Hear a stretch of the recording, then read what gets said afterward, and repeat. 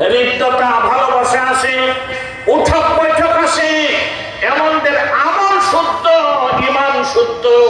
ওলামায়ে কেরামদের সাথে যাদের ওঠা বসা নাই, বন্ধুত্ব নাই, হৃদ্যতা নাই, সম্পর্ক নাই, ভালোবাসা নাই, তাদের মজলিসকে গ্রহণ করে না, তাদের আমলও শুদ্ধ না, তাদের ঈমানও শুদ্ধ না।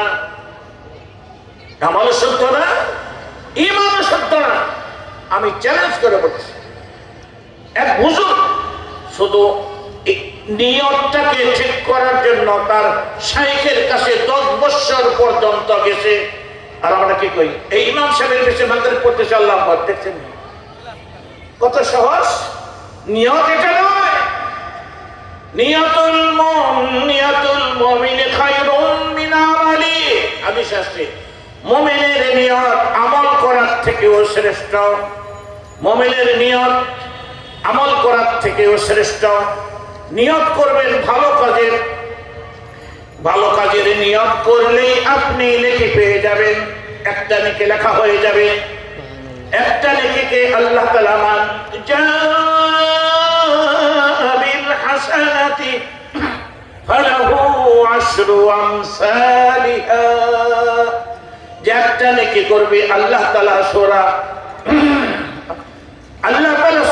আনআমের লাস্টে বলতেছেন, মান জাবিল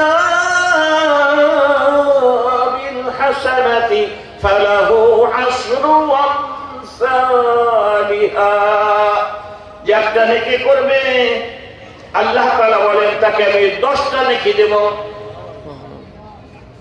10টা নেকিকে আল্লাহ তাআলা ইলা 700 যিব 700 গুণ বাড়িয়ে দিবে।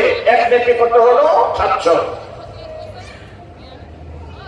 আল্লাহু ইউদাইফু লিমান ইয়াশা, যালিকা ফাদলুল্লাহ। আল্লাহ যাকে চান আরো ভরি ভরি পাহাড় সমান নেকি দান করেন। একটা নেকিকে 10 থেকে 700 গুণ বাড়াইয়া আরো যা চায় আল্লাহ তাকে দান করেন। কি করলে? কোন ভালো কাজে নিয়ত করলেই, ভালো কাজে নিয়ত করলেই। আপনি যদি নিয়ত করেন আমি আজকে ইশরাকের নামাজ পড়বো, ব্যস্ততার কারণে পড়তে পারেন নাই, আপনার দেখি লেখা হয়ে গেছে। কেউ যদি নিয়ত করে আমি হাফিজ হব, বয়স 50 হয়ে গেছে না, হাফিজ হব, আমার এক আত্মীয় মেজর মুস্তফা আমেরিকা থাকে, হাফেজ হওয়া শুরু করছে, হাফেজ হবে,